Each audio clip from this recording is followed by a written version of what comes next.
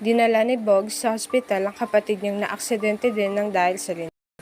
Napansin niya ang larawan ni Annalyn na nakadikit sa pader.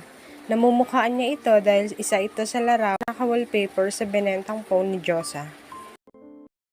Natutuwang ibinahagi ni Giselle kay Dr. Lindon ang magandang nangyari din matapos ang lindol.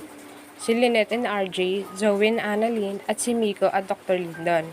Halos lahat ay nagkasundo matapos ang lindol. Umaasa din si Dr. Lindon na sana pati si Moira ay bumait na din.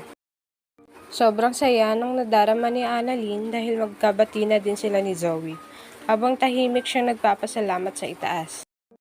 Pero kahit na okay na sila ni Zoe, binalaan pa din siya ng nanay niya na huwag masyadong magtiwala kay Zoe dahil anak pa din siya ni Moira.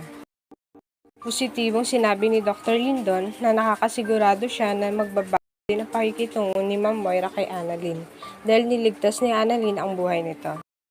Nang magising si Moira, nalaman niya ang nangyari sa kanya. Tinanong niya din kung sino ang gumamit sa kanya ng power drill.